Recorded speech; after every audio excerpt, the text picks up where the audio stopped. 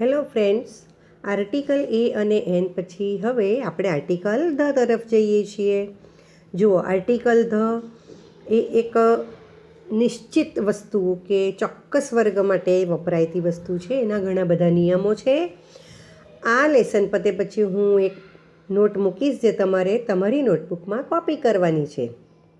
પહેલાં સમજી લઈએ, તમે પણ જોતા જાઓ. ગ્રામર બુક, પાનું નંબર 10. આર્ટિકલ ધનો ઉપયોગ. પહેલો નિયમ છે કે પ્રાણીઓ, પક્ષીઓ, ફળો, ફૂલો વગેરેના આખા વર્ગનો કે આખી જાતિનો નિર્દેશ કરવા માટે તે નામની આગળ ધ આર્ટિકલ વપરાય છે.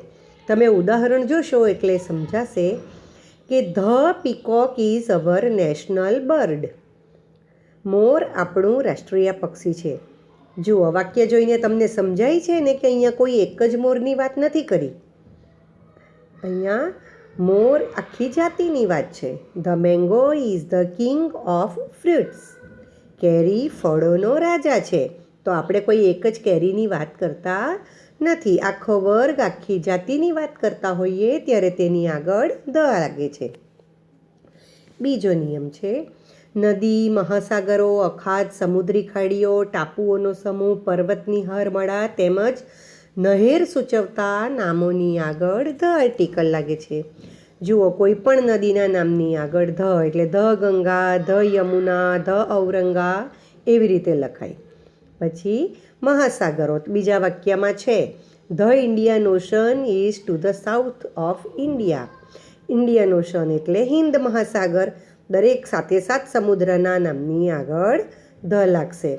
અખાત, સમુદ્રી ખાડીઓ, બે ઓફ બેંગાલ એવા શબ્દો આવે. ટાપુઓનો સમૂહ છેલ્લા વાક્યમાં છે આંદામાન એન્ડ નિકોબાર આઇલેન્ડ્સ. તો આંદામાન અને નિકોબાર ટાપુઓનો સમૂહની વાત છે. પર્વતની હારમાળા ત્રીજા વાક્યમાં છે ધ હિમાલયાઝ. હિમાલય એ એક જ પર્વત નથી, આખી પર્વતમાળા છે એટલે ધ લાગ્યો છે. પછી ચોથા વાક્યમાં ધ નર્મદા કેનલ. કેનલ એટલે નહેર. તો આવા નામોની આગળ ધ લાગે છે. તમે ઉદાહરણ જોતા જશો એટલે સમજાશે.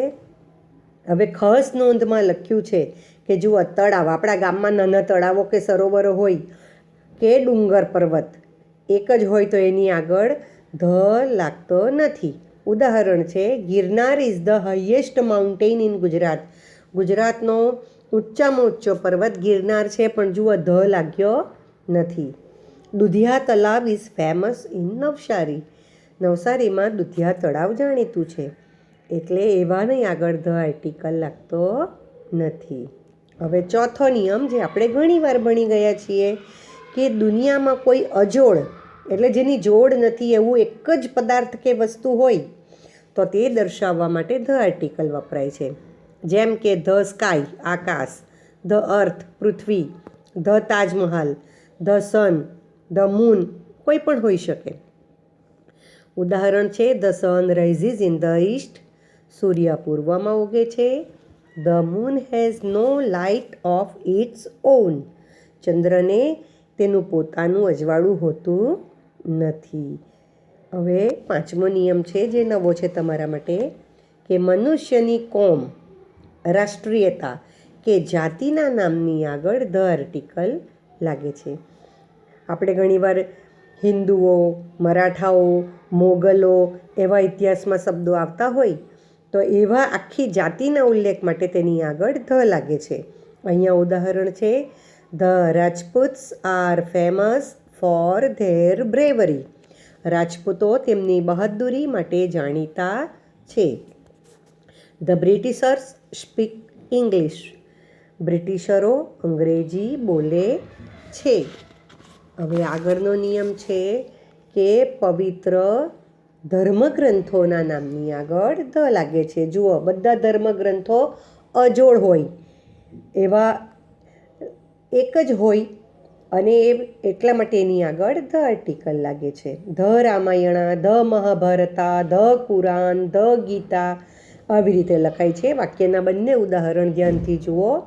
The Gita is a holy book of the Hindus. ગીતા હિન્દુઓનો પવિત્ર ગ્રંથ છે. જુઓ, હિન્દુઝ આગળ પણ ધ છે અને ગીતા આગળ પણ ધ છે. વાલ્મીકી રોટ ધ રામાયણ. વાલ્મીકીએ રામાયણ લખ્યું. હવેનો નિયમ છે કે ક્રમિક સંખ્યા દર્શાવતા શબ્દની આગળ ધ આર્ટિકલ લાગે છે. આપણે એકડા બોલીએ છીએ નંબર્સ 1 2 3 4 5, એને કાર્ડિનલ નંબર કહેવામાં આવે છે. પણ પહેલો, બીજો, ત્રીજો, ચોથો, પાંચમો એ જે શબ્દો બોલીએ છીએ એને ક્રમવાચક સંખ્યા, ક્રમિક સંખ્યા અથવા તો ઓર્ડિનલ નંબર કહેવામાં આવે છે, જે પાનું નંબર 13 ઉપર છે. એટલે અહીંયા લખ્યું જ છે કે the first, the second, the third, the fourth, the fifth, the sixth, the last, આ રીતના ધ મુકાય છે. Nikunj won the first prize. Nikunj પહેલું ઇનામ જીત્યો. I live on the third floor. હું ત્રીજા માળે રહું છું. We sit on the last bench. અમે છેલ્લી પાટલી પર બેસીએ છીએ. એટલે ક્રમિક શબ્દોની આગળ ધ લાગે છે. હવેનો નિયમ નવો છે તમારા માટે કે લોકોનો ખાસ વર્ગ, ક્લાસ ઓફ પીપલ નો ઉલ્લેખ કરવા માટે વિશેષણની આગળ ધ આર્ટિકલનો ઉપયોગ થાય છે. આપણે વાતચીત કરતા હોઈએ ત્યારે આપણે ઘણી વખત એવું બોલીએ છીએ કે ગરીબ લોકો, પૈસાદાર લોકો, નબળા લોકો, જરૂરિયાતમંદ લોકો, બેરા લોકો, મૂંગા લોકો. તો આખીને આખો જ્યારે વર્ગનો ઉલ્લેખ થતો હોય ત્યારે એવા નામોની આગળ ધ લાગે છે. ઉદાહરણ જુઓ. ધ પુઅર એટલે ગરીબ લોકો. પુઅરને એસ નથી લાગ્યો, લોકો માટે પીપલ શબ્દ નથી આપ્યો, પણ ધ પુઅર એટલે ગરીબ લોકોનો સમૂહ એમ જાતે સમજવું. ધ રીચ અમીર લોકો, ધ ગ્રીડી લોભી માણસો. ઉદાહરણ જુઓ. Generally the deaf are dumb. સામાન્ય રીતે બહેરા લોકો મૂંગા હોય છે. We should help the needy. આપણે જરૂરિયાતમંદોને મદદ કરવી જોઈએ. The seats are reserved for the disable. આ બેઠકો અપંગો માટે રિઝર્વડ છે. ડિઝેબલ એટલે અપંગ, તો આખા વર્ગને માટે આ ઉલ્લેખ કરાયો છે એટલે એની આગળ ધ છે.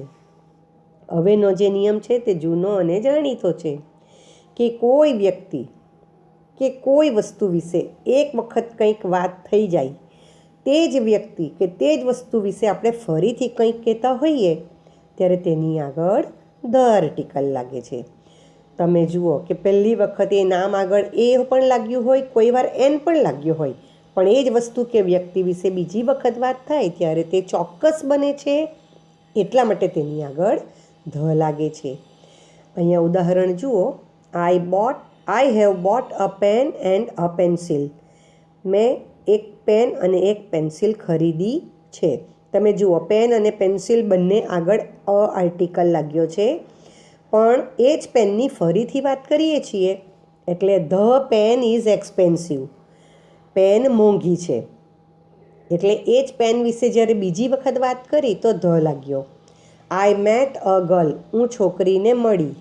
The girl is very beautiful. છોકરી ઘણી સુંદર છે. ગર્લ વિશે પહેલી વખત એ લાગ્યો છે, પણ એ જ ગર્લની બીજી વાર વાત થઈ ત્યારે ધ લાગ્યો છે. સમજ પડે છે ને મિત્રો? We saw a lion in the cage. અહીંયા લાયન આગળ અ લાગ્યો છે. એ જ lion, the lion was roaring, ત્યારે ધ થઈ ગયો છે. હવે આગળનો નિયમ જોઈએ કે કોઈ ચોક્કસ પરિસ્થિતિમાં ચોક્કસ વ્યક્તિ કે ચીજ વસ્તુનો ઉલ્લેખ કરવામાં આવે છે ત્યારે તેની આગળ ધ આર્ટિકલ વપરાય છે. ઉદાહરણ જોશો તો જ સમજાશે. The person waiting outside is my father. આપણે કોઈક વાત કરીએ છીએ અને વાતમાં એમ કહીએ છીએ કે બહાર ઊભેલી વ્યક્તિ મારા પિતાજી છે. ચોક્કસ પરિસ્થિતિમાં આપણે કોઈક વ્યક્તિ વિશે બોલ્યા છીએ કે કોઈ વસ્તુ વિશે બોલ્યા છે તો તેની આગળ ધ લાગે છે. The notebook on the table is mine. Table પરની નોટબુક મારી છે. ચોક્કસ વસ્તુ છે. કઈ? તો મારી છે નોટબુક, તે જ, એટલે ધ છે. Here is the pen you are looking for. તમે જે પેનને શોધો છો તે અહીં છે. આ રીતે ચોક્કસ પરિસ્થિતિમાં ચોક્કસ વસ્તુ કે વ્યક્તિ માટે ધ આર્ટિકલ સાથે વપરાય છે. હવે આગળનો નિયમ જોઈએ કે કોઈ વ્યક્તિ, પ્રાણી કે શહેરને ઉપમા આપીને સરખાવવામાં આવે છે, એટલે જ્યારે બે વસ્તુની સરખામણી કરવામાં આવતી હોય. તો બરાબર ધ્યાન રાખજો મિત્ર કે બંને વચ્ચે કોઈક એક ગુણની સમાનતા છે, તો જેની સાથે સરખામણી કરીએ છીએ તેની આગળ ધ આર્ટિકલ લગાડવાનો છે. ધ આર્ટિકલથી કોઈક વિશિષ્ટ ઓળખાણ છે એવું સમજમાં આવે છે. ઉદાહરણ જોશો એટલે સમજાશે. The camel is the ship of the desert. Camel આગળ ધ એટલા માટે લાગ્યું છે કે એ આખી જાતિનો ઉલ્લેખ કરે છે, પણ એની સરખામણી કોની સાથે થાય છે ઊંટની? તો રણનો જહાજ, the ship of the desert, એટલે શીપની આગળ ધ આર્ટિકલ લાગેલો છે. ગાંધીજીની સરખામણી રાષ્ટ્રપિતા સાથે કરી. ગાંધીજી ઇઝ નોન, ગાંધીજી પ્રસિદ્ધ છે, ઓળખાય છે, જાણીતા છે. કેવી રીતે? As the father of the nation, રાષ્ટ્રના પિતા તરીકે. Jaipur is known as the pink city, Jaipur ગુલાબી શહેર તરીકે જાણીતું છે. આ ઉપરાંત બીજા પણ કેટલાક નિયમો છે જે જોઈએ કે સમાચાર પત્રો એટલે ન્યૂઝપેપર્સ, સામાયિકો એટલે અઠવાડિયે, મહિને, 15 દિવસે આવતા સામાયિકો, ચોપડીઓ. જહાજ એટલે બહુ મોટી વહણ હોય એને જહાજ કહેવાય. ટ્રેન, મોટા ધોરીમાર્ગો, ધોરીમાર્ગ એટલે હાઈવે, ઐતિહાસિક ઇમારતો, એવા બધા નામોની આગળ પણ ધ આર્ટિકલ લાગે છે. ઉદાહરણ જુઓ. ધ ટાઇટેનિક એ જહાજનું નામ છે. The red fort, Lal Qila એ ઇમારતનું નામ છે. ધ કુતુબ મિનાર ઇમારતનું નામ છે. હવે આગળ જોઈએ. છેલ્લો નિયમ છે કે દિશાઓના નામની આગળ પણ ધ આર્ટિકલ વપરાય છે, કારણ કે દિશાઓ આ દુનિયામાં એક ચોક્કસ વસ્તુ છે. The north, the south, the east, the west, આ બધા ધના ઉપયોગો મિત્રો ધોરણ 10 સુધી તમને કામ લાગશે. બોર્ડની એક્ઝામ સુધી આ પૂછાય છે, માટે ખૂબ શાંતિથી સમજીને મનમાં ઉતારજો, કારણ કે 10મી એક્ટિવિટી તમારે જાતે કરવાની છે અને એના જવાબો હું પછીના સેશનમાં બતાવીશ. હવે આ ધ ઉચ્ચાર જે આપણે કરીએ છીએ એને બે રીતે બોલાય છે, ધ અને ધી. એના નિયમો તમે વાંચશો એટલે તમને ખ્યાલ આવશે કે જે શબ્દની આગળ લાગ્યો હોય ધ, એનો જો પહેલો અક્ષર સ્વર હોય અથવા તો ઉચ્ચાર સ્વરથી શરૂ થતો હોય, અ, આ, ઈ, ઉ, એ, ઐ, ઓ, ઔ, અમથી થતો હોય, તો આપણે સ્પેલિંગ એ જ રહેશે પણ બોલવાનું રહેશે ધી. જુઓ મિત, ધી ઓરેન્જ, ધી એલિફન્ટ, ખ્યાલ આવે છે? અને જે નામની આગળ ધ લાગ્યો છે તેનો પહેલો અક્ષર વ્યંજન હોય કે ઉચ્ચાર પણ વ્યંજનથી થતો હોય તો તમે ધ બોલી શકો છો. એટલે જ મિત્રો જ્યારે ફિલ્મ પૂરી થાય છે ત્યારે પાછળ લખેલું આવે છે ધી એન્ડ, END. એક્ટિવિટી 10 ખૂબ સમજીને જાતે કરવાની છે. હવે આપણે ક્રમિક સંખ્યા વિશેનો એક નિયમ શીખી ગયા, તે જુઓ. તો પાનો નંબર 13 ઉપર તમને એક તરફ કાર્ડિનલ નંબર એટલે એકડા આપ્યા છે અને સામે જ તેના ઓર્ડિનલ નંબર આપ્યા છે. તમને એકડા તો આવડે છે ને મિત્રો? તો હવે આપણે શું કરીશું? નોટબુકમાં ઓર્ડિનલ નંબર લખીશું, ક્રમવાચક શબ્દ લખીશું. કેવી રીતે લખીશું? બરાબર ધ્યાનથી સાંભળજો. કેવી રીતે લખાય છે તે પણ સાંભળો. તમે જુઓ, ઓર્ડિનલ નંબર ક્રમવાચક સંખ્યામાં પહેલાં આંકડામાં 1 લખ્યો છે અને એની પાછળ સ્પેલિંગ એસ અને ટી લખી છે અને તે ઉપરની તરફ લખી છે, લીટીને અડીને નથી લખાયેલી. એને બોલાય છે ફર્સ્ટ, પ્રથમ, પહેલું. આ શું છે ખબર પડે છે મિત્રો? કે આંકડો લખ્યો છે અને સ્પેલિંગના છેલ્લા 2 અક્ષરો સાથે જોડ્યા છે. આ ટૂંકાણમાં લખાણ છે. હવે બીજી સ્પેલિંગ તરફ જુઓ. સેકન્ડ, સેકન્ડ એટલે બીજું, પણ આંકડો 2 લખ્યો છે અને પાછળ સ્પેલિંગના છેલ્લા 2 અક્ષરો એન અને ડી લખ્યા છે. સમજાયું મિત્રો? હવે third, RD, fourth, TH, fifth, sixth, seventh, 8th 9th 10th 11th 12thમાં જુઓ મિત્રો સ્પેલિંગ થોડી બદલાશે અને પરીક્ષામાં અચૂક પૂછાશે જ. 13th 14th 15th 16th 17th 18th 19th અને 20th સ્પેલિંગ બદલાય છે. પાછળના અક્ષરો પણ જોતા જજો. તમારે તમારી નોટબુકમાં જે આંકડા છે તે હસિયામાં લખવાના છે અને પછી શબ્દ, ઉચ્ચાર અને અર્થ 2 લીટી ને 3 ખાના પાડીને એક લાઈન છોડીને સુંદર અક્ષરે લખવાનું છે.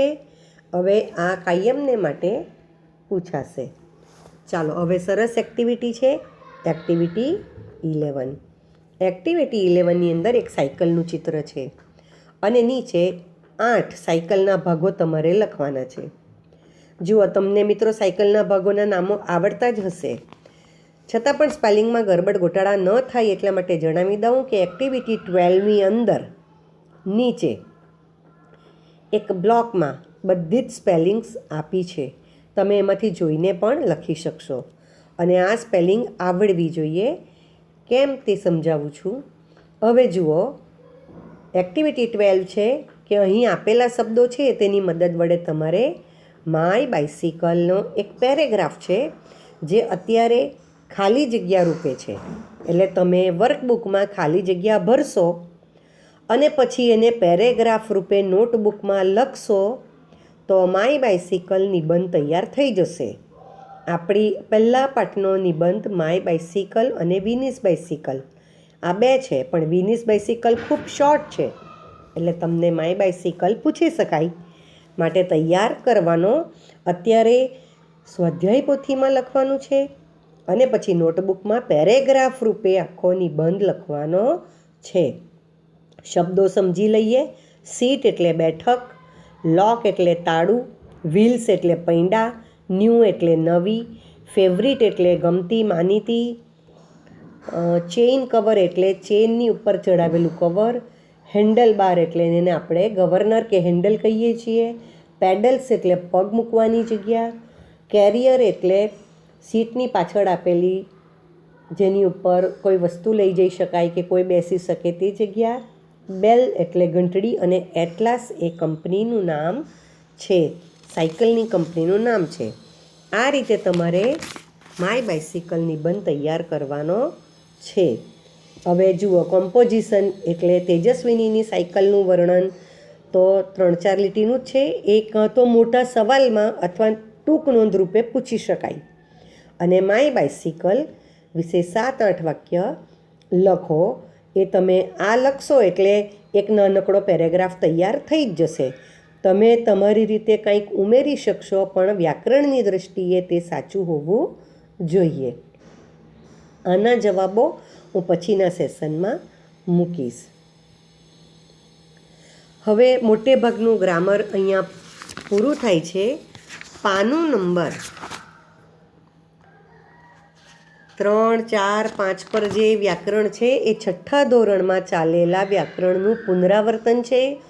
જે કરવું જરૂરી છે એ તમારે પોતે કરવાનું છે અને આપણે ગૂગલ મીટ પર જ્યારે મળીશું ત્યારે આ બાબતે હું તમને ચર્ચા કરીશ. અહીંયા આપણો પહેલો પાઠ ગ્રામર સ્વાધ્યાય પોથી અને બુકમાં પૂરો થશે. બીજી નાની મોટી વસ્તુઓ જાતે કરજો અને ન સમજણ પડે તો પૂછી શકો છો. હવે હું જે પેજીસ મૂકું છું ગ્રામરના લખેલા તે તમારે જોઈને નોટબુકમાં કોપી કરવાના રહેશે. બાય.